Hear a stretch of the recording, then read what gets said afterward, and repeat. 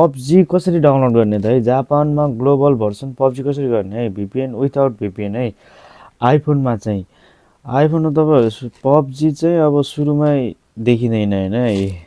सुरुमा अब PUBG global हान्नु भने प्ले स्टोरमा देखिदैन हैन भिपिएन युज नगरिकन पबजी मोबाइल हान्यो भने केआर भर्सन आउँछ है त है केआर भर्सन आउँछ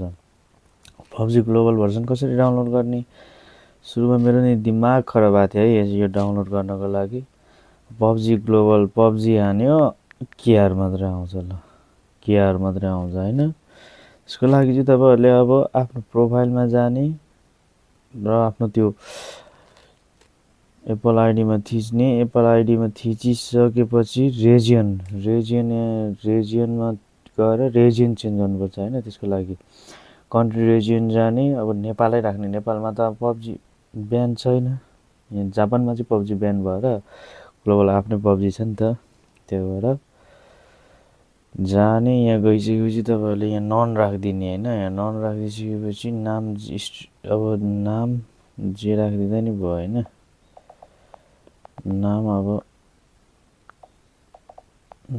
चाहिँ जे राखिदिँदा नि भयो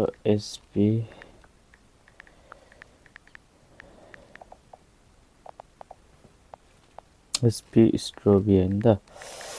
नाम जे राखिदिँदा नि भयो ठाउँ आफ्नो जे राखिदिँदा नि भयो काठमाडौँ बौद्ध नेपाल हैन अनि पोस्टल नेपालको पोस्टलको भनेको 44600 है आफ्नो नम्बर जे राखिदिँदा नि भयो 23 नम्बर जे राखिदिँदा नि भयो हैन ओके गरिदिए हैन ओके गरिदियौ अब तपाईहरुले नेपालमा पाइने एपहरु पाउनुहुन्छ है यति गर्दै पनि पुगिहाल्यो के अब पबजी डाउनलोड गर्ने पबजी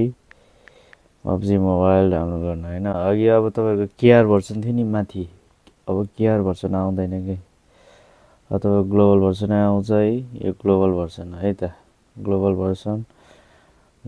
भर्सन हो अनि यति गरिसकेपछि यहाँ डाउनलोड अप्सन आउँछ डाउनलोड गर्नु मजाले के मजाले त्यसपछि मजाले पबजी खेल्नु केटा होला है यदि भिडियो मन पर्यो भने लाइक शेयर कमेन्ट सब्स्क्राइब पनि गरिदिउँ केटा होला है